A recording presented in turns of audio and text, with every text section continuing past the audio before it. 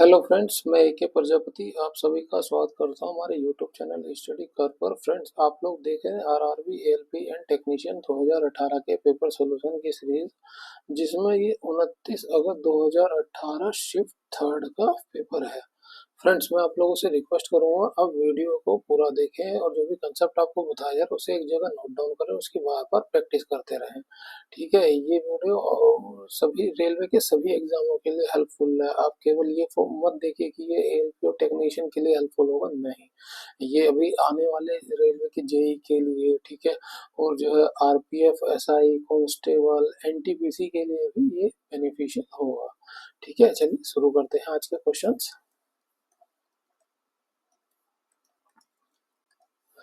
प्रस्तुत प्रश्न चित्र दिए गए उत्तर के चित्र में सन्निहित है, वह उत्तर चित्र कौन सा है? प्रश्न चित्र, ये चित्र दिया गया, ये उत्तर कौन से में सन्निहित है? देखिए, अगर आप ध्यान से देखेंगे तो ये मिल रहा है हमारा इसमें, है ना, ये इस तरह से, ये इसमें मिल रहा है। ठीक है, ये देखिए सेम इमेज हो गई ना, तो ये हमारा मिल रहा है ऑप्शन ए में। ऑप्शन ए हमारा करेक्ट हो जाएगा। नेक्स्ट क्वेश्चन,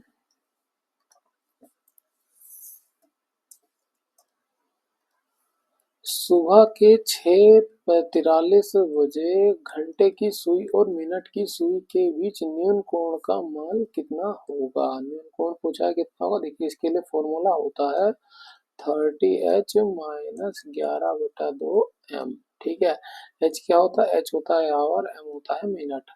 तो 6:43 है ना, ये आवर हो गया, तो आवर इसमें रख देंगे, मिनट इसमें रख देंगे। ठीक है, और ये जो माइनस होता है ये होता है इन दोनों का एक्चुअल में डिफरेंस। ठीक है, तो हम इनका डिफरेंस ही निकालना है। ठीक है, तो क्या करेंगे, 6 को इसमें रख देंगे, तो 30 × 6 माइनस 11/2 गुणा 43। 6 की इसमें गुणा करेंगे, 6×3 = 18, 180 हो गया ना। इसकी हम एक बार गुणा कर लेते हैं, ये हो जाएगा 437। ठीक है, बटे 2 से भाग करेंगे, 2×2 = 4 हो जाएगा, 2×3 = 6, 2×6 = 12.5। ये आ गया 236.5। इन दोनों का अंतर देखिए कितना आएगा, ये आएगा 36 और 2 20, 56, 56.5 डिग्री। ये हमारा आंसर हो गया। ठीक है, बस आप इस फॉर्मूले को याद रखिए, इसमें मिनट और आवर की वैल्यूज को रखिए, उसे कैलकुलेट करना है और आपका आंसर आ जाएगा। ठीक है, अगर ये एंगल 180 डिग्री से ज्यादा आता है तो आप उसे घटा करके उसका आंसर लेंगे। ठीक है, नेक्स्ट क्वेश्चन, एक टेलीविजन कार्यक्रम ये 4 सहित 2/3 घंटे चलता है। एक कितना हो गया, सिंप्लीफाई करें तो 4×3 = 12, 2 14, 14/3 घंटे चलता है। यदि कुल समय का 1/5वां भाग विज्ञापन में व्यतीत होता है तो टेलीविजन कार्यक्रम की वास्तविक अवधि कितनी होगी?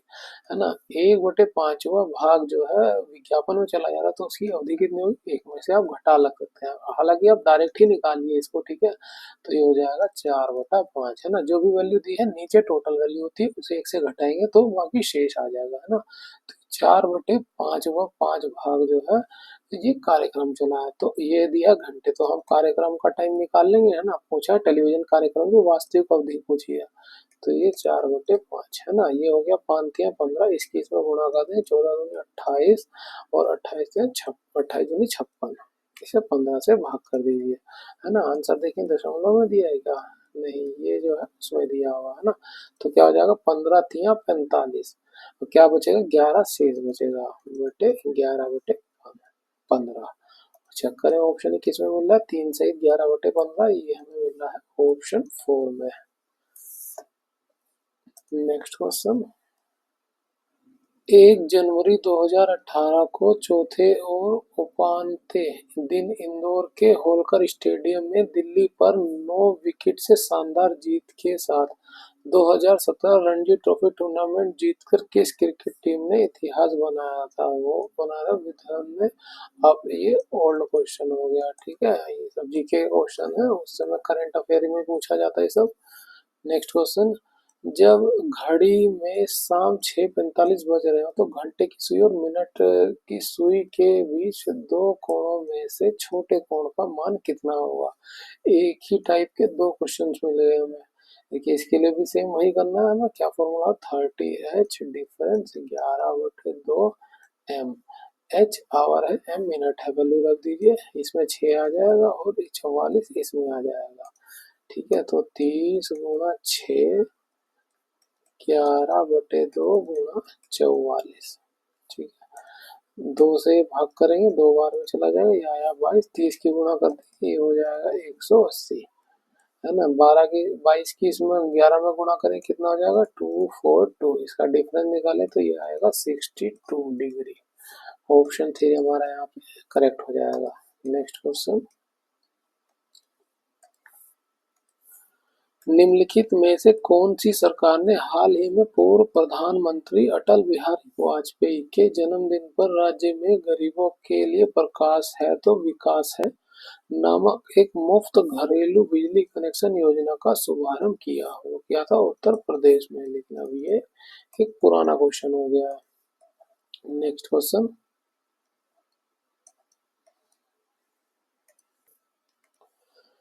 दिल्ली सल्तनत की पहली महिला शासक रजिया सुल्तान किस राजवंश से संबंधित थी? वो थी दास राजवंश से। रजिया ने कब से कब तक शासन किया था? 1236 से 1240 तक। ठीक है, और ये अल्तुनिया अल्तुनिया से इनका निकाह हुआ था। ठीक है, नेक्स्ट क्वेश्चन, यदि साइन थीटा बराबर कोस थीटा है तो थीटा न्यून है ना। न्यून का मतलब क्या होता है? एक्यूट, यानी 90 डिग्री से कम का एंगल है। तो 2 sine square theta minus 3 sine square theta का मान कितना होगा? देखिए साइन थीटा बराबर कोस थीटा दिया हुआ है, तो साइन थीटा कोस को हम इधर लेंगे बटे में, तो ये हो जाएगा कोस थीटा, है ना। और क्या है, बराबर यहाँ एक बचेगा। और ये हमें पता है साइन थीटा बटे कोस थीटा क्या बोलते हैं, ये होता है टेन थीटा, बराबर एक हो गया, है ना। और टेन की टर्म्स में एक का मान किसका होता है? ये होता है 45 डिग्री का। टेन 45 डिग्री का, तो थीटा की वैल्यू कितनी आ गई? थीटा की आ गई 45 डिग्री। इस 45 डिग्री को हम इसमें रख देंगे, तो क्या हो जाएगा 2। ठीक है, साइन 45 का मान कितना होता है? 1/√2, इसका स्क्वायर माइनस 3। कोस 45 का मान कितना होता है? ये भी होता है 1/√2, ये इसका भी स्क्वायर हो गया। अब इसको सोल्व करें तो क्या आएगा? तो ये आएगा अंडर रूट स्क्वायर हो जाएगा, तो ये अंडर रूट हट जाए, 2 बचेगा, है ना। इसमें भी करेंगे 3/2 हो जाएगा, है ना। देखिए अभी ये 2/3 है, तो 2/2 है, और ये 3/2 है, तो इसका डिफरेंस कितना आएगा? वो आएगा माइनस में। माइनस में कितना? 2 में से 3 को घटाएंगे तो आएगा 1/2। ऑप्शन 2 हमारा यहाँ पे करेक्ट हो जाएगा। नेक्स्ट क्वेश्चन, किसी समांतर परिपथ में यदि किसी खराबी के कारण एक विद्युतीय उपकरण कार्य करना बंद कर दे तो सभी अन्य विद्युतीय उपकरण समान रूप से कार्य करते रहेंगे, है ना। क्योंकि कनेक्शन जो किया जाता है समांतर परिपथ में, समांतर परिपथ की यही खासियत है। नेक्स्ट क्वेश्चन, जब किसी बंदूक से गोली चलाई जाती है तो इसका संभावित स्थितिज ऊर्जा किस रूप में परिवर्तित हो जाती है? अभी गोली चल गई है तो स्थितिज ऊर्जा जो है गतिज ऊर्जा में परिवर्तित हो जाएगी। ऑप्शन 2 हमारा राइट हो जाएगा। यांत्रिक ऊर्जा क्या होती है? स्थितिज ऊर्जा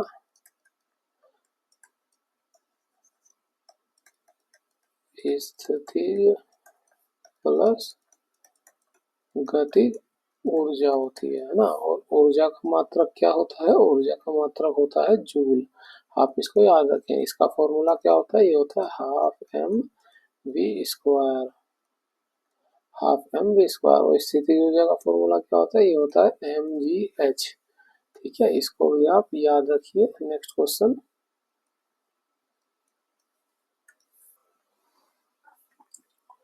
उस विकल्प का चयन करें जो दिए गए शब्द का सही दर्पण प्रतिबिंब दर्शाता है। देखिए दर्पण प्रतिबिंब हमेशा इधर से बनता है। ठीक है, अब देखिए आई उल्टा करो तो ये भी ऐसे ही रहेगा, 3 उल्टा हो जाएगा, आर उल्टा बनेगा, ठीक है, यू भी ऐसे ही बनेगा, टी भी ऐसे ही बनेगा। देखिए 1 है, 1 उल्टा बन जाएगा, 1 इस तरह से बन जाएगा हमारा।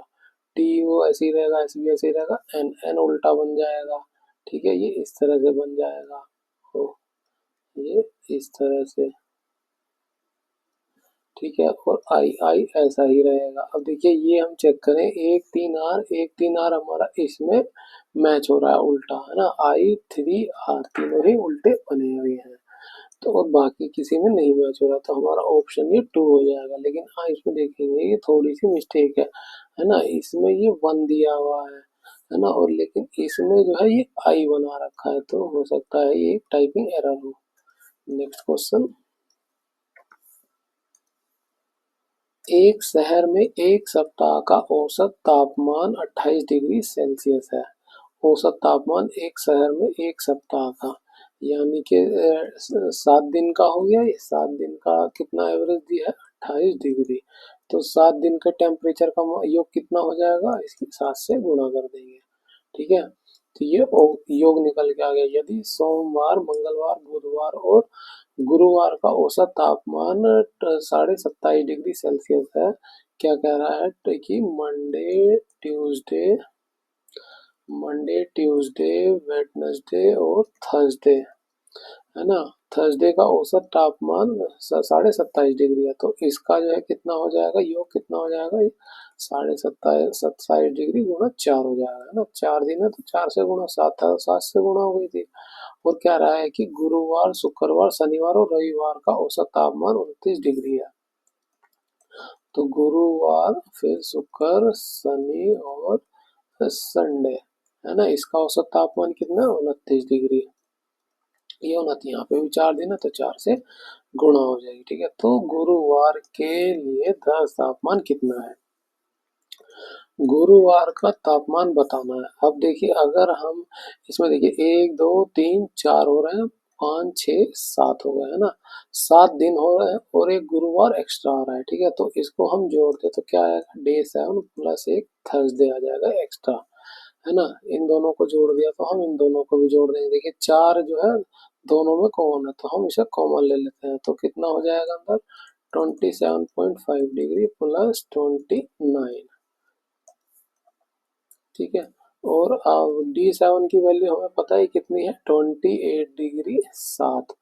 तो 28 डिग्री गुणा 7, आप डिग्री लिखिए चाहे ना लिखिए, उससे कोई फर्क नहीं पड़ेगा सवाल पे, प्लस थर्सडे बराबर हो गया। अब हमें जो थर्सडे की वैल्यू निकाले तो इस पूरे को हम इधर ले जा सकते हैं ना, तो थर्सडे आ जाएगा।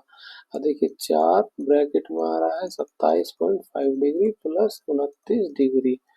ठीक है, प्लस में माइनस में आ जाएगा, ये माइनस में 28 डिग्री गुणा 7 है ना। इसको भी हम तोड़ ले तो कितना हो जाएगा, ये 28 डिग्री है तो 60 डिग्री गुणा 4, 7 चौक 28 हो गया, 7 हो गया।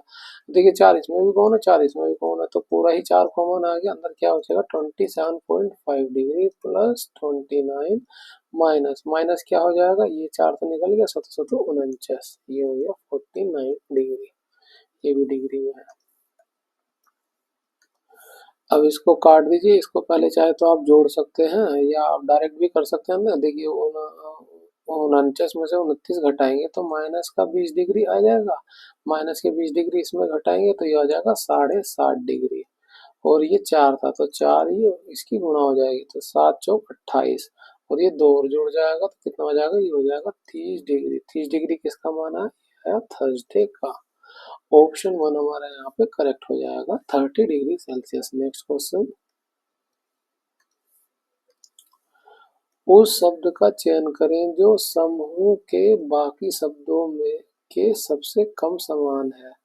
देखिए चौड़ा, विशाल और बड़ा, हम किसी ऑब्जेक्ट को देख के कहते हैं कि ये बहुत चौड़ा है, ये बहुत विशाल है, ये बहुत बड़ा है ना, लेकिन श्रेष्ठ जो है ये वस्तु को नहीं कहा जाता है ना। ये एक, हम किसी मतलब किसी क्वालिटी को कहेंगे कि सर्वश्रेष्ठ है, ये श्रेष्ठ है ना, तुलना हो गई एक जीवित वस्तु से, ऐसा समझ लीजिए, है ना। नेक्स्ट क्वेश्चन, निम्नलिखित विकल्पों में से आणविक फॉर्मूले आईयूपीएसी नाम सामान्य रूप से गलत सेट चुने हैं।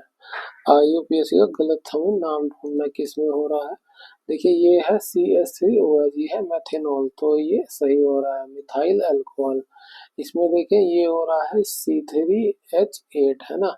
तो देखिए इसका फॉर्मूला, मेथेनॉल का फॉर्मूला क्या होता है कि ये होता है CnH2nO, है ना। तो C की वैल्यू 1 हैगी, तो ये +2 होता है ना। सी की वैल्यू हमने एन का मान हमें 1 मिल गया, एन का मान इसमें रखेंगे तो हमें 4H मिले, 3 एक ये और एक ये। देखिए प्रोपेनॉल में जो है ये 3 दे रखा है, तो यहाँ पे भी हम वही फॉर्मूला लगाएंगे NH2n+2 और ये 0, है ना।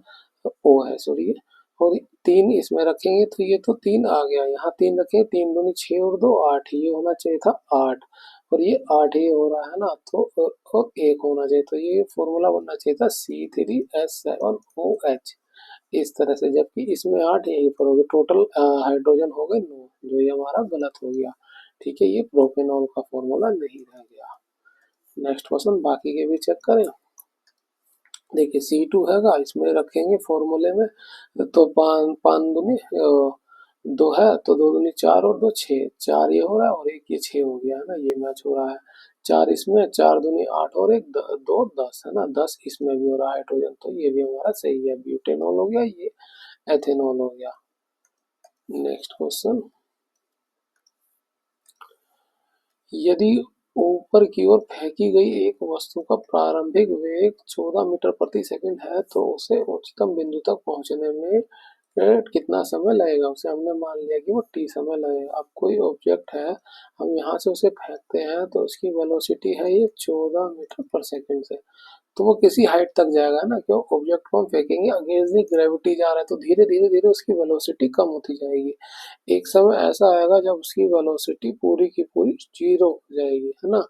तो उसके बाद ये फर्दर और ऊंचाई पर नहीं जाएगा, उसके बाद ये फिर अब ये और ऊपर ना जाके अब ये नीचे की तरफ आएगा। तो यहाँ पे जो क्या होगा, जब मैक्सिमम हाइट को पहुंचेगा, जिसे हम h मान ले, तो यहाँ पे उसकी वेलोसिटी क्या हो जाएगी, वो हो जाएगी 0।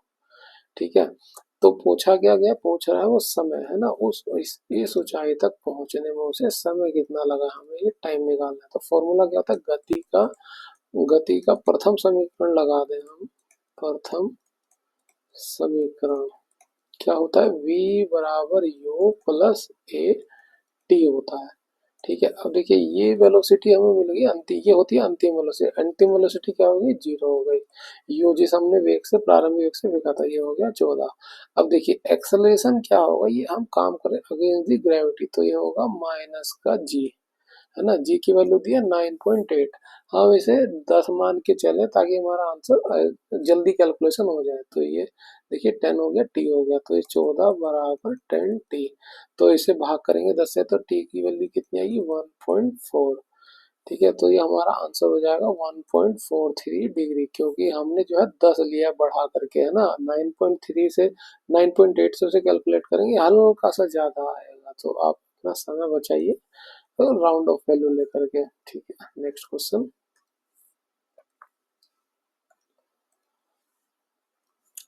किसी राशि का 8% की वार्षिक दर से 1 वर्ष और 2 महीने का साधारण ब्याज 491.68 है, तो मूलधन कितना होगा।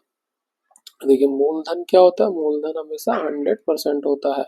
ठीक है, हमें टोटल इंटरेस्ट निकालना है, टोटल इंटरेस्ट का परसेंटेज, है ना, दिया है 1 साल, तो 1 साल के लिए तो 8% लग ही गया, है ना, वार्षिक दर है ना, तो 1 साल के लिए 8 बचे 2 महीने, 2 महीने को भी हम साल में कन्वर्ट करते कैसे करेंगे, उसे 12 से भाग दे देंगे, तो ये हो गया साल में, इसका भी 8%। तो इसका हम परसेंट निकालें, जरा सिंप्लीफाई करें, तो ये 2 से कट जाएगा, ये 6 बार में, है ना, ये और कट जाएगा, 3 हो गया, ये 4, तो आया ये +4/3%, है ना। इसको और कर दे तो 4, 8 3 16, 8 थे 24, 24 और 4 ये हो जाएगा 28/3%। हमें इसी तरह से ले लेना, तो 28/3 की परसेंट की वैल्यू कितनी दी है, ये दिया 491.68, पूछा क्या मूलधन कितना है ना, तो आपसे मूलधन पूछा, वो होता है हमारा 100%। तो 100% की वैल्यू हमें निकालनी, जिसे हमने मान लिया x है, बस क्रॉस मल्टीप्लाई कर दिए। देखिए इसकी गुणा इससे होगी तो ये बटे में आ जाएगा, है ना, और ये इसके साथ गुणा हो जाए तो ये हम इधर लिख लेते हैं 491.68 गुणा 100%। बटे में क्या आ जाएगा, बटे में आ जाएगा 28%, और ये तीन तीन या तीन भी ऊपर चला जाएगा। ठीक है, देखिए परसेंट से परसेंट कट जाएगा और ये दशमलव से ये दोनों जीरो कट जाएगी। अब इसको भाग देंगे, ये 7 से, देखिए इसे ट्राई करते हैं, 7 चौक 28 हो जाएगा, 7 से इसे काटेंगे, ये 491 है, 7 तो 49 हो गया, ये हो एक जीरो आ जाएगी, पूरा कट गया तो 7 दूनी 14, है ना, तो 8 बचा, 7 चौक 28। ठीक है, 7 चौक 28 हो गया। अब इसे 4 से भी काट लेते हैं, ये आ जाएगा कितना, 4 एकम 4, ये 3 जीरो बचा, और ये 7 चौक 28, है ना, दो दो बचा, 4 पंचे हो जाएगा 20, और 2 24, 2 4 बचा है, 4 छिंग 24, है ना, ये वैल्यू आ गई। इसको हमें 3 से गुणा करना है, 1756 गुणा 3। अब देखिए 6 3 18 यूनिट डिजिट लगाते तो ये 8 तो दोनों में आ रहा था, हमें इसे पूरा ही कैलकुलेट करना पड़ेगा।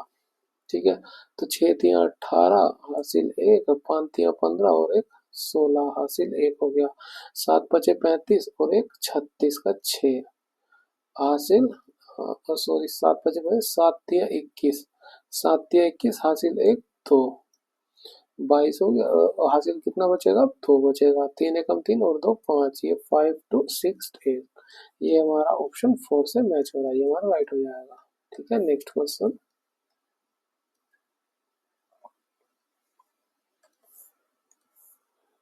जय 10 किलोमीटर प्रति घंटे की गति से अपने घर से स्कूल की ओर जाता है, ये और 5 मिनट देरी से पहुंचता है। यदि वह 3 किलोमीटर प्रति घंटा की अपनी गति बढ़ा देता है तो वह स्कूल 4 मिनट जल्दी पहुंच जाता है। उसके के घर और स्कूल के बीच की दूरी, है ना, ये देखिए दूर, इस तरह के क्वेश्चन आए जिसमें वो एक ही स्पीड से चले और एक टाइम पर पहुंचे, है ना, और वो दूसरी स्पीड से चल रहे तो कुछ और टाइम पे पहुंचे, और डिस्टेंस निकालने के लिए उसके लिए फॉर्मूला होता है डी बराबर S1 S2 बटे S1 S2 का डिफरेंस और गुणा में टाइम का डिफरेंस। ठीक है, अब देखिए स्पीड आई S1 आया 10, दूसरी स्पीड क्या आई कि वो 3 किलोमीटर प्रति घंटे से अपनी गति को बढ़ा देता, यानी कि ये पहले वाले से 3 किलोमीटर बढ़ाया था, तो S2 कितना हो गया, S2 हो गया 13 किलोमीटर प्रति घंटा। ठीक है, तो जब वो 10 किलोमीटर की स्पीड से चलता है तो उसे 5 मिनट देरी से पहुंचता है, यानी 5 मिनट लेट हो जाता है, आप इसको -5 लिखिए। ठीक है, और जब वो 3 किलोमीटर प्रति घंटा की स्पीड से बढ़ाता है तो 4 मिनट जल्दी पहुंच जाता है, तो इसे प्लस में है ना, जल्दी पहुंचने पे प्लस और देर से पहुंचने पे माइनस, हमें इन दोनों का डिफरेंस लेना होता है। अब देखिए 4 माइनस -5 का डिफरेंस निकालने कितना आ जाएगा, ये आ जाएगा 4 + 5 9, है ना, 9 मिनट आया, तो हम यहाँ पे रखेंगे टी की वैल्यू आई हमारे पास 9 मिनट। ठीक है, बस इसको आप वैल्यू पुट कर लीजिए, S1 आया 10, S2 आया 13, S1 S2 का डिफरेंस कितना आया, 13 में से 10 घटाएंगे 3, टाइम डिफरेंस कितना है, ये आया 9 मिनट का। देखिए ये सब जो किलोमीटर प्रति घंटा में है और ये मिनट में, तो हम इसे भी घंटे में ही कन्वर्ट करेंगे, 60 से भाग दे देंगे। ठीक है, अब देखिए 3 से ये 3 बार में कट जाएगा, 3 से ये काटेंगे ये 20 बार में कट जाएगी, 0 से ये 0 चली जाएगी, 2 से इसे भाग करेंगे, ये आ जाएगा 6.5, आंसर आएगा हमारा किलोमीटर में, है ना, इसको आप याद रखिए, ऑप्शन 2 हमारा राइट हो जाएगा। Next question.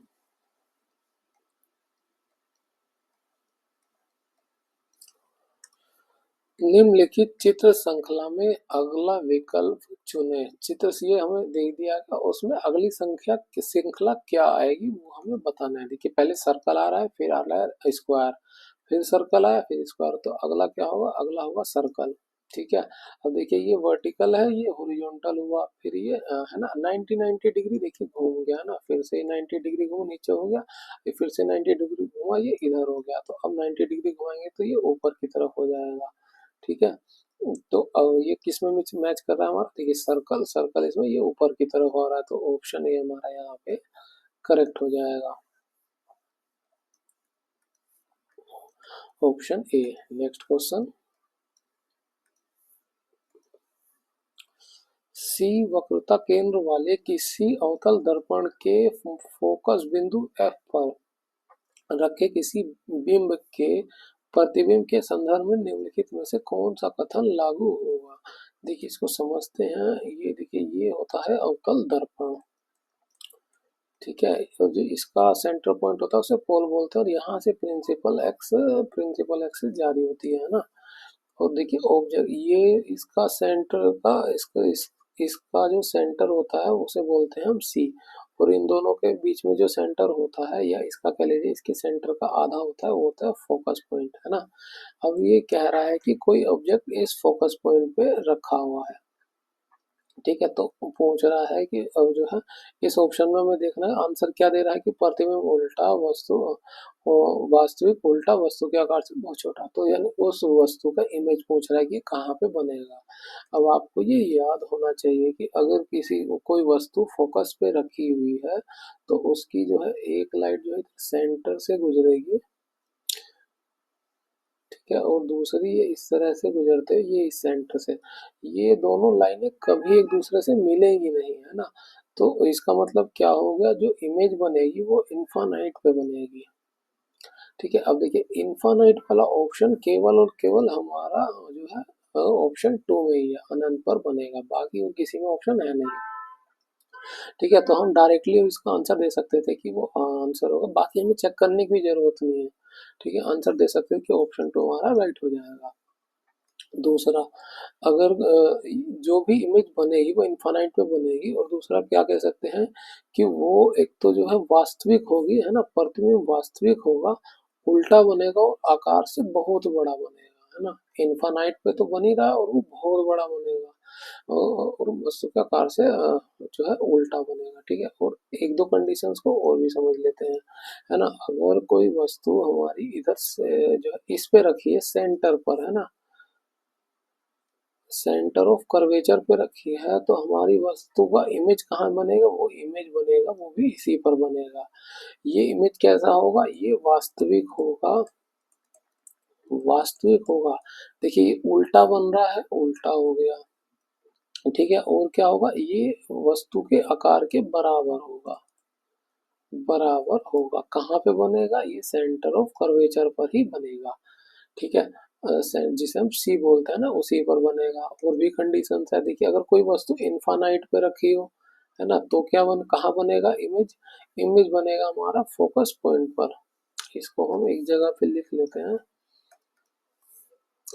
कि वस्तु हो गया और उसका जो है प्रतिबिंब, प्रतिबिंब, ठीक है। तो कोई वस्तु अगर इन्फानाइट पे रखी हुई है तो उसका प्रतिबिंब कहाँ पे बनेगा, प्रतिबिंब बनेगा उसके फोकस पर, है ना। इन्फानाइट पे रखी है तो फोकस पे। अब जब हम इन्फानाइट और उसके सेंटर के बीच में रख देंगे, है ना, यानी कि वस्तु को हमने इधर कहीं पे रखा हुआ है, तो हमारा इमेज कहाँ बनेगा, पहले इमेज यहाँ बन रहा था, अब इमेज इधर बनेगा, ठीक है। तो कहाँ बनेगा, ये बनेगा फोकस और सेंटर के बीच में।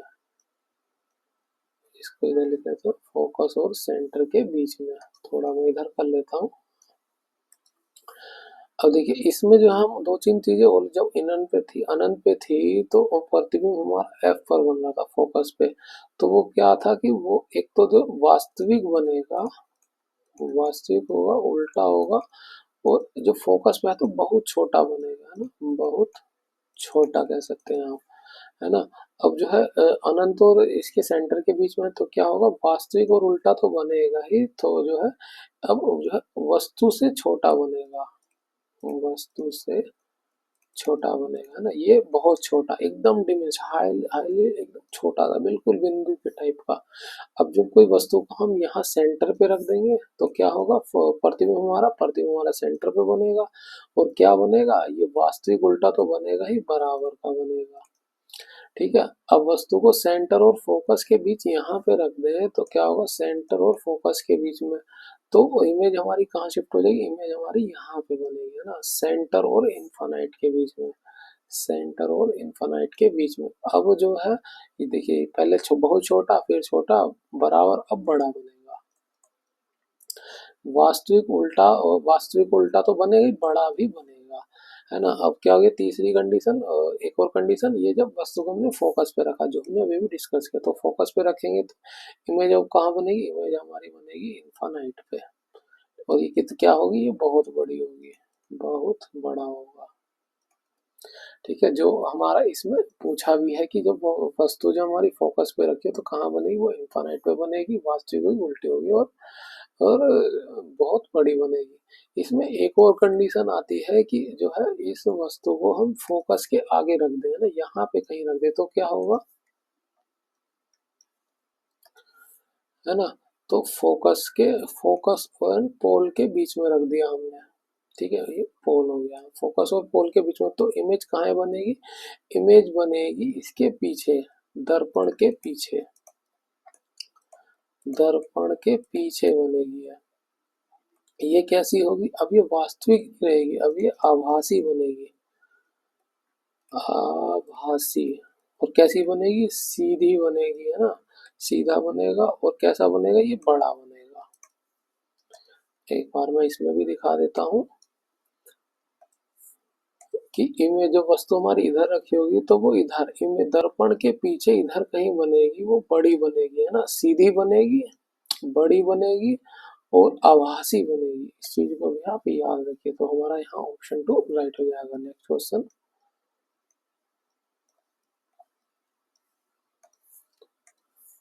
दिए गए प्रश्न पर विचार करें और निर्णय लें कि प्रश्न का उत्तर देने के लिए निम्न में से कौन सा कथन पर्याप्त है। श्री एक्स ने वर्ष 2000 में कितना अर्जित किया, वर्ष 2000 में उसकी अर्जित अन्न कितना के पूछ रहा है। श्री एक्स ने 2003 में 7,000 रुपये अर्जित किए, जो कि उसके द्वारा 2000 में अर्जित राशि का 10% अधिक है, यानी कि 110% वो अर्जित करता है 2003 में। ठीक है, कितना करता है, 7,000 रुपये, तो हमारा 2000 में कितना हो जाएगा, 2000 में वो 100% होगा। तो बस इसकी वैल्यू निकले, क्रॉस मल्टीप्लाई करेंगे, हमारा आंसर आ जाएगा। वैल्यू नहीं पूछी उसने, है ना, बस उसने पूछा कि आंसर आ जाएगा कि नहीं आएगा, तो हमारा ऑप्शन ए से बिल्कुल आ जाएगा, है ना, हम उससे निकाल सकते हैं। दूसरा क्या कह रहा है, कथन की श्रीमती वाई जो कि श्री एक्स की पत्नी है, ने श्री एक्स द्वारा अर्जित राशि का आधा अर्जित किया है, और उन्होंने 2000 में दो सन 2000 में कुल मिलाकर 9,000 रुपये अर्जित किए। देखिए वो आधा अर्जित कर रहा है, तो यानी कि जो है श्री एक्स जो है दुगना अर्जित करेंगे, वो करेंगे 18,000 रुपये। तो हमें यहाँ से भी जो है श्री एक्स की वैल्यू निकल गई, अर्न की अर्निंग निकल गई। तो एक कथन एक और दो से, दोनों से ही निकल रहा है, दोनों से इंडिविजुअली निकल रहा है, ये नहीं है कि दोनों को मिला करके आंसर निकल रहा है। तो हमारा आंसर क्या हो जाएगा, प्रश्न का उत्तर देने के लिए या तो एक या दो पर्याप्त है, मतलब कोई भी एक जो है उसका आंसर दे सकता है। नेक्स्ट क्वेश्चन, उस चित्र का चयन करें जो निम्नलिखित समूह का अंश नहीं है। ये पूछा समूह का अंश नहीं है। देखिए सर्कल के अंदर सर्कल वाला डॉट है ना, ट्रायंगल के अंदर ट्रायंगल वाला है, इसे सेमी सर्कल के अंदर क्या है, ये सेमी सर्कल बना हुआ है। अब देखिए इसमें जो है तो पांच छह भुजाएं हो रही है ना, हेक्सागोनल बन रहा है, और इसमें क्या है 1 2 3 4 और 5, इसमें 5 भुजाएं होंगी, पेंटागोनल बन रहा है, तो ये हमारा समूह से अलग हो गया। ऑप्शन डी हमारा यहाँ पे करेक्ट हो जाएगा। नेक्स्ट क्वेश्चन, निम्नलिखित में से कौन सा विखंडन द्वारा पुनः उत्पन्न हो सकता है, वो होता है स्पाइरोगायरा। नेक्स्ट क्वेश्चन,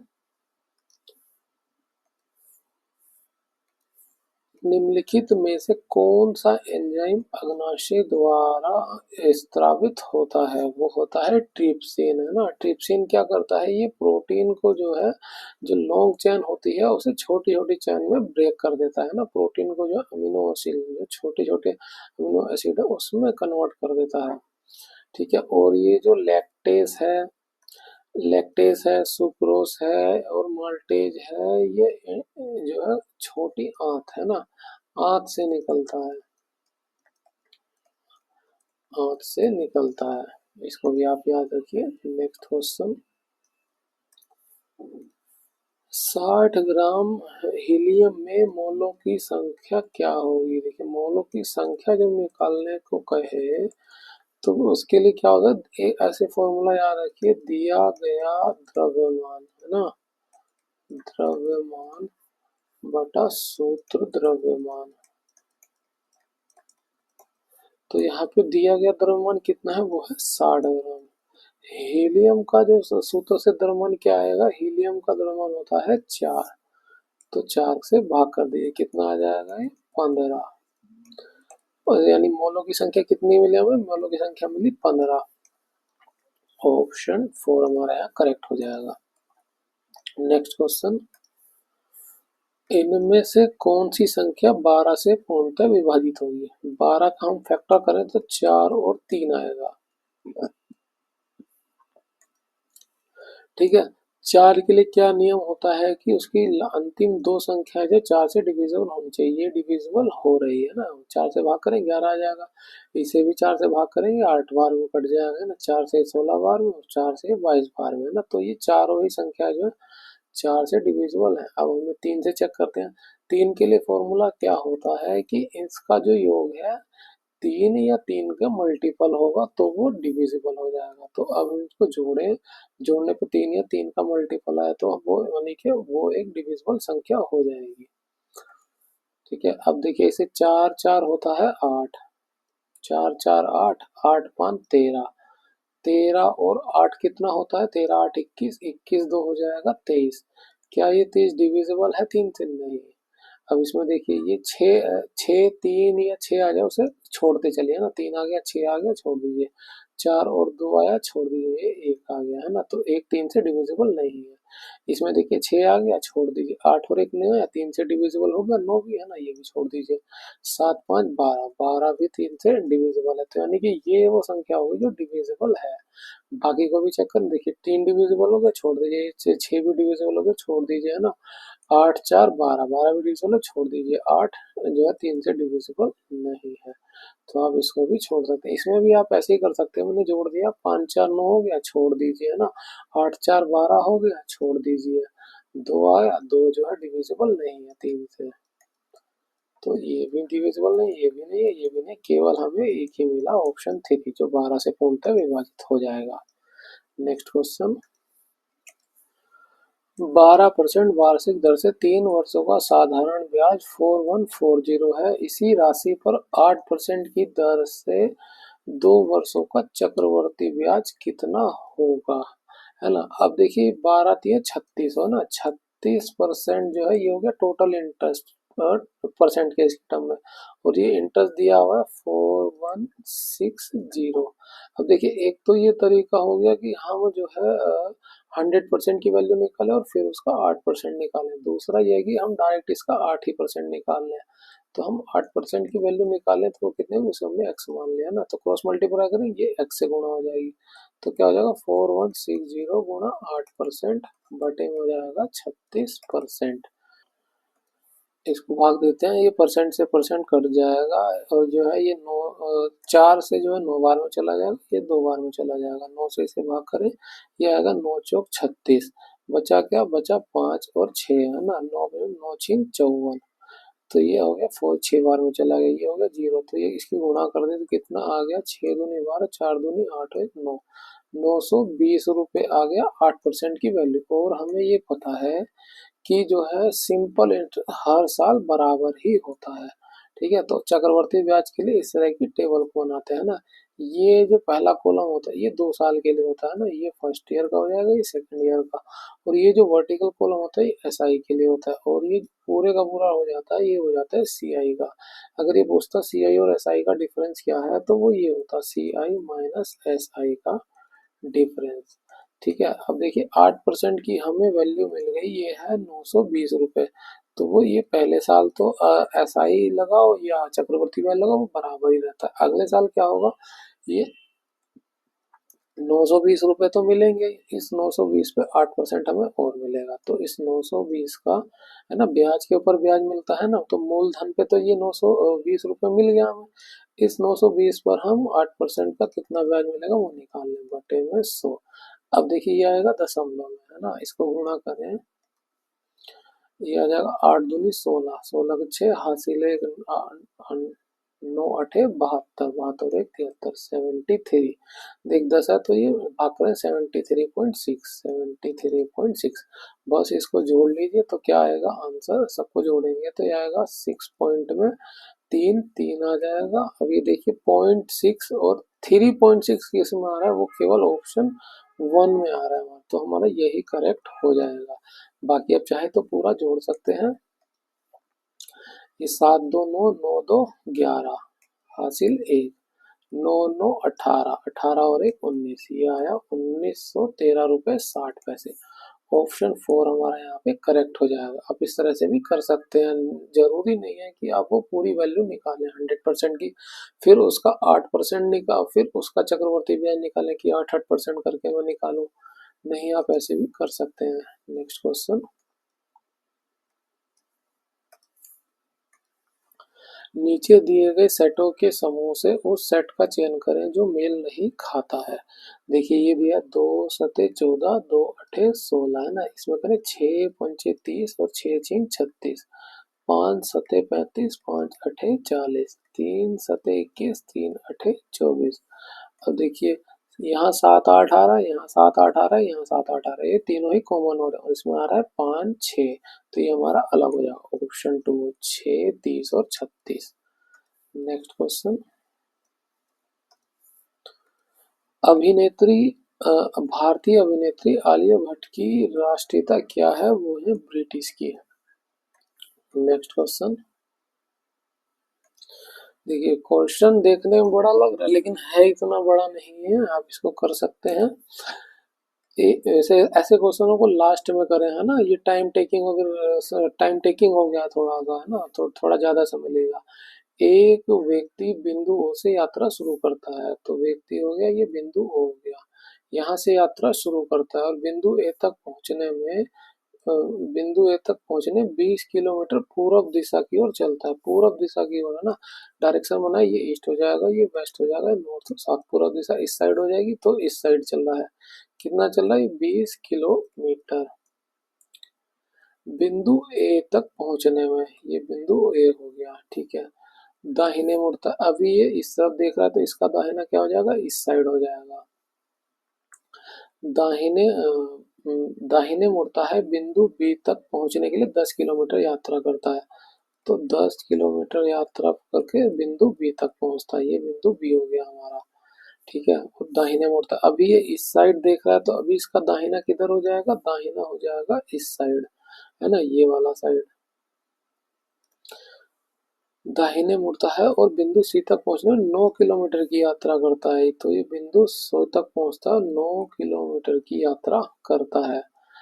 दाहिने मुड़कर, फिर से दाहिने मुड़, अभी वो इस साइड देख रहा है तो अब इसका दाहिना किधर होगा, दाहिना होगा इधर।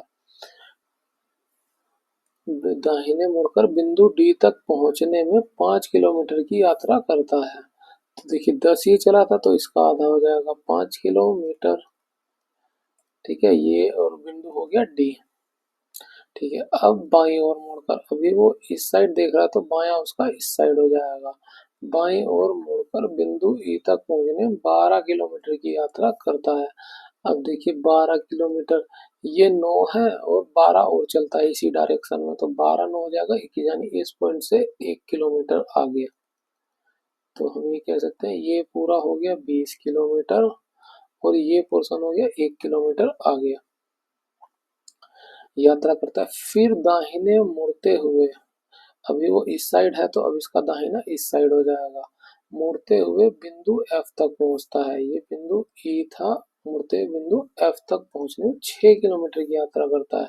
देखिए ये इस डायरेक्शन में 5 किलोमीटर इधर चलता है और ये इधर नीचे की तरफ 10 किलोमीटर आता है, यानी 6 किलोमीटर चलेगा तो 1 किलोमीटर ये ऊपर चला जाएगा बिंदु एफ तक पहुंचने में। ये हो गया 6 किलोमीटर और इससे दूरी कितनी हो गई, ये हो गई 1 किलोमीटर की हमारी एक्स्ट्रा, ठीक है। अब पूछ रहा है कि उसके शुरुआती और अंतिम बिंदुओं के बीच सबसे कम दूरी क्या है, तो ये जो है शुरुआती बिंदु हो गया और ये अंतिम बिंदु हो गया, ये 1 किलोमीटर है, ठीक है। तो ये वाला पोर्शन 1 किलोमीटर हो गया और ये वाला पोर्शन भी 1 किलोमीटर हो गया, तो ये इसकी मिनिमम दूरी क्या होगी, ये एक सीधी लाइन होगी। तो ये एक है, ये भी एक है, तो क्या निकलेगा, पाइथागोरस प्रमेय निकाल लगा देंगे तो क्या हो जाएगा, एक का स्क्वायर प्लस एक का स्क्वायर बराबर क्या हो जाएगा, अंडर रूट 2 हो जाएगा। ठीक है, आप पाइथागोरस प्रमेय लगा के इसे कर सकते हैं, हालांकि आपको टिप्स पर होना चाहिए ना। तो अंडर रूट 2 हमारा आंसर हो जाएगा। नेक्स्ट क्वेश्चन, 540 ग्राम ग्लूकोज में उपस्थित मोलों की संख्या कितनी है। एक ही टाइप का सेम क्वेश्चन एक और आ गया है ना।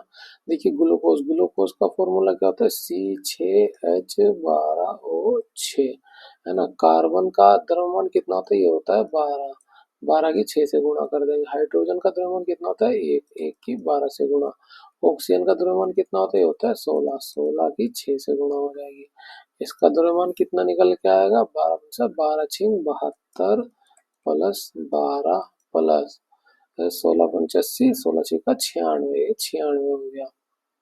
इन सबको जोड़ दिए, 2 और 2 4 और 1 10, जीरो हो गया, हासिल 1। तो 9 और 1 10, 7 17 और 1 18, 180 जो है इसका द्रव्यमान हो गया। और मोलों की संख्या का फॉर्मूला क्या होता है, ये होता है दिया गया द्रव्यमान, दिया गया द्रव्यमान बटे सूत्र द्रव्यमान, सूत्र द्रव्यमान। तो दिया गया द्रव्यमान कितना, ये दिया है 540, सूत्र द्रव्यमान कितना निकला, ये हमारा निकला 180। 18 से इसे भाग करेंगे, ये 3 बार में चला जाएगा। तो ऑप्शन क्या, आंसर क्या हो जाएगा, आंसर हो जाएगा 3 मोल। ऑप्शन 2 हमारा यहाँ पे करेक्ट हो जाएगा। नेक्स्ट क्वेश्चन,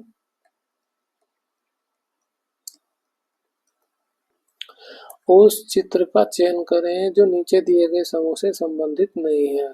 देखिए ट्रायंगल है, उसके सेंटर से जो है इस तरह से तीनों दिशाओं में निकल रहा है ना। ये पांच भुजा वाला हो गया, और इसके भी देखिए सेंटर से इस तरह से लाइंस निकल रही है ना। ये लाइन ऐसे निकली और ऐसे चली गई। इसमें देखिए यहाँ पे ये इसका सेंटर हो जाएगा, ये लाइन इधर से ऐसे निकल गई। अब इसमें देखिए स्क्वायर में सेंटर ही हो गया, यहाँ से कोई लाइन नहीं निकल रही है, तो हमारा यही एक डिफरेंट हो जाएगा, ऑप्शन सी। नेक्स्ट क्वेश्चन, एक कोड में यदि इसको इस तरह लिखा जाता है तो इसी कोड में इसको कैसे लिखा जाएगा। देखिए क्या दिया गया, QUANTIZING,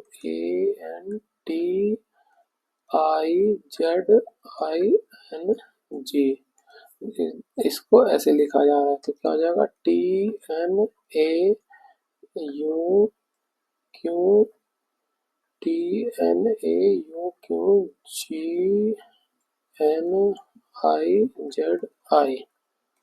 देखिए इसमें कैसे कॉम्बिनेशन बनेगा, ये बन रहा, देखिए क्यों इधर आ रहा है ना। 1 2 3 4 5, 5 से इसे हम डिवाइड कर दें ना, तो देखिए क्यों इधर आया, जस्ट उल्टा लिख दिया है ना। तो आई इधर आ गया, एन इधर आ गया, ए इधर आ गया, यू इधर आ गया। इसको भी पूरे का पूरा उल्टा लिख दिया गया, जी इधर आ गया, एन इधर आ गया, आई जेड इधर और आई इधर आ गया। तो इसको भी हम क्या करेंगे, इसको भी ऐसे ही करेंगे, EXORCIZING। तो इसको तोड़े तो ये 5 इधर हो गए, ये हो गया अलग। बस इसको उल्टा लिख देना है, CROXE। इसको भी उल्टा लिखेंगे तो GNIZI। ये चेक करें किस में है, CROXE,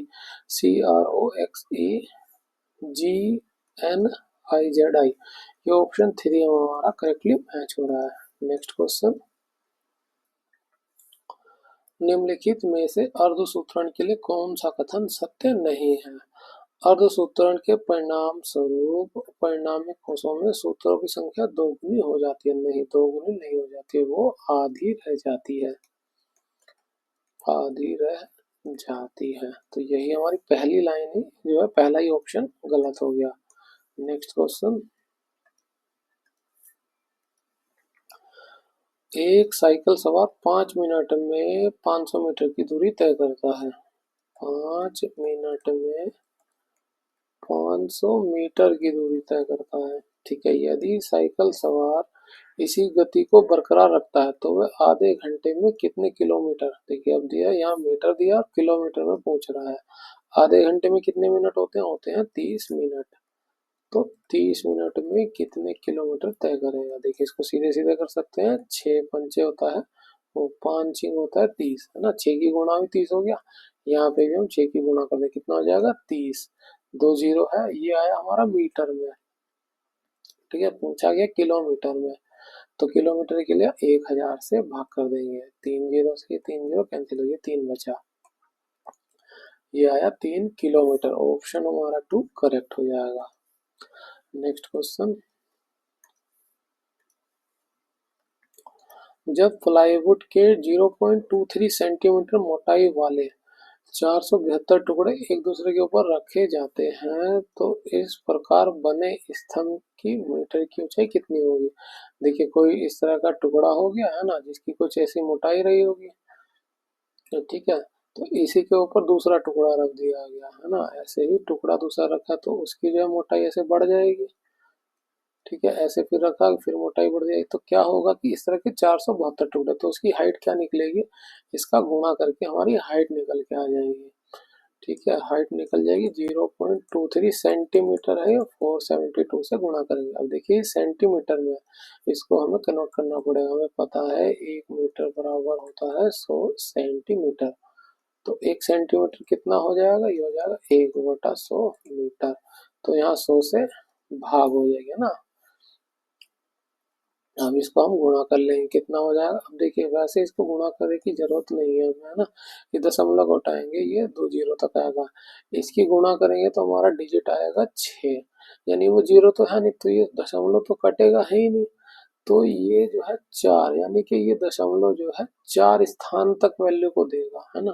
क्या आएगा 0.000, इस तरह से वैल्यू हमारी 4 तक निकलेगी, 4 डिजिट तक। तो देखिए 4 डिजिट तक जो वैल्यू निकल रही है वो केवल और केवल हमारे ऑप्शन 4 में निकल रही है, यानी इसकी और इसकी गुणा करेंगे तो ये आएगा 10856, बटे में आ रहा है ये हमारा 10,000, है ना। गुणा भाग करेंगे तो ये आएगा 1.0856, ऑप्शन 4 हमारा यहाँ पे करेक्ट हो जाएगा। नेक्स्ट क्वेश्चन, निम्नलिखित में से कौन सा कथन सही या गलत है? कथन क्या है, मटर का पौधा मेंडल द्वारा कार्य करने के लिए चुना गया था, बिल्कुल सही। गुणसूत्र कारक का वाहक है, बिल्कुल सही। मानव अंग में भुजाएं पक्षियों के पंखों के अनुरूप है, नहीं, पक्षियों के पंखों के अनुरूप बिल्कुल नहीं होती है। तो हमारे ए और बी तो सही हो गया, सी गलत हो गया, तो आंसर क्या हो जाएगा, केवल कथन ए और बी सही है, सी गलत है। नेक्स्ट क्वेश्चन, उस चित्र का चयन करें जो समूह से संबंधित नहीं है। ये समूह दिया हुआ है, देखिए इसमें जो है इसमें ये दो बाहर निकले हुए इस तरह से, इसमें एक ही बाहर निकला हुआ, इसमें भी दो बाहर निकले हुए, है ना, इसमें भी दो बाहर निकले हुए, तो एक केवल इसमें एक ही निकला हुआ, तो हमारा ये ही समूह से अलग हो गया, ऑप्शन बी। ऑप्शन बी हमारा करेक्ट हो जाएगा। नेक्स्ट क्वेश्चन, धात्विक ऑक्साइड को प्राकृतिक क्षारीय होती है, धात्विक ऑक्साइड की प्रकृति क्षारीय होती है, अर्थात वे अम्ल से प्रतिक्रिया करके लवण और जल का निर्माण करते हैं, बिल्कुल सही। निम्नलिखित में से उस धात्विक ऑक्साइड को बताइए जो अन्य से भिन्न है। देखिए भिन्न कौन सा हो गया, भिन्न हो गया हमारा एल्युमिनियम का ऑक्साइड। क्यों? क्योंकि एल्युमिनियम जो है एक उभयधर्मी है, उभयधर्मी है, और ये जो है सिर्फ क्षार के साथ ही नहीं, ये क्षार और अम्ल दोनों के साथ प्रतिक्रिया कर सकता है। ठीक है, इस तरह के और भी उभयधर्मी हैं, वो कौन कौन से हैं, जिंक का ऑक्साइड है, इसके अलावा और क्या है, और है एक लेड का ऑक्साइड, पीबी है ना, लेड का ऑक्साइड, और है टिन का ऑक्साइड। इसको भी आप याद रखें, ये भी aluminium oxide, zinc oxide, lead oxide और टिन ऑक्साइड, ये भी उभयधर्मी है ना, यानी अम्ल और क्षार दोनों के साथ ही ये प्रतिक्रिया कर सकते हैं। नेक्स्ट क्वेश्चन क्या है, यदि कोई लड़का 4 मिनट में 600 न्यूटन बल के साथ 20 मीटर की दूरी तय करता है तो लड़के द्वारा खपत की गई शक्ति की मात्रा कितनी है? शक्ति का फॉर्मूला क्या होता है? पावर, पावर अपॉन पावर बराबर वाट, वर्क अपॉन टाइम, है ना। वर्क हमें दिया नहीं है, तो वर्क के लिए फॉर्मूला क्या होता है? Force into displacement upon time. ठीक है, फोर्स कितना दिया? फोर्स दिया 600 न्यूटन का। डिस्प्लेसमेंट कितना कर रहा है? 20 मीटर का। टाइम, टाइम कितना लग रहा है? 4 मिनट। देखिए 4 मिनट है और वैल्यू हम सेकंड में रखते हैं ना, तो 4 गुना 60 हो जाएगा, 60 सेकेंड। 4 गुना 60 सेकेंड। 60 से भाग करेंगे, ये 60 से पूरा चला जाएगा, एक जीरो बचेगी, है ना। 4 से भाग करेंगे, 4 पंजे 20, 5 की 10 से गुणा कर दिया जाएगा 50। क्या आएगा? 50 वाट। शक्ति का मात्रक होता है वाट। आप इसको भी याद रखें, ऑप्शन 2 हमारे यहाँ पे करेक्ट हो जाएगा। नेक्स्ट क्वेश्चन, यूनाइटेड किंगडम में भारतीय मूल के लड़के का नाम बताइए जो कि एक दशक में सबसे कम आयु का आवेदक बना, जिसने मेंसा आयु क्यू आई क्यू परीक्षा में सर्वाधिक अंक प्राप्त करके अल्बर्ट आइंस्टीन और स्टीफन हॉकिंग जैसी प्रतिभाओं को हरा दिया। वो था मेहुल गर्ग, ना। 10 वर्ष का था उस समय पे। यहाँ पे हमारे पार्ट 1 के 1 से लेके 40 क्वेश्चन समाप्त होते हैं। अगर आपको हमारी वीडियो अच्छी लगी हो तो इसे लाइक करें, शेयर करें और सब्सक्राइब करें हमारे चैनल को। ठीक है, और ये वीडियो उन सभी को भेजें जो रेलवे की किसी भी एग्जाम की तैयारी कर रहे हो। आप ये मत देखिए कि एएलपी और टेक्नीशियन के पेपर सॉल्यूशन की सीरीज तो सिर्फ उन्हीं एग्जाम के लिए बेनिफिशियल होगी, नहीं, ऐसा नहीं है। ये रेलवे के जितने भी एग्जाम होने वाले हैं, ये इवन एसएससी के भी किसी एग्जाम के लिए भाई हर क्वेश्चन इसी तरह के तो क्वेश्चन रहेंगे कि साइंस रहेगी, जीके रहेगा, मैथ रहेगी, रीजनिंग रहेगी। और ये रेलवे में सीबीटी 1 के लगभग सभी का लेवल एक ही तरह के लेवल का क्वेश्चन पूछा जाता है ना। तो आप सभी क्वेश्चंस की प्रैक्टिस कीजिए, आपको थोड़ा आइडिया लगेगा कि किस किस टॉपिक से कैसे कैसे क्वेश्चन पूछे जा रहे हैं, ताकि आप अपनी स्टडी को उसी तरह से कंटिन्यू करके रखें। तो मिलते हैं आपसे अगली वीडियो में। Thank you.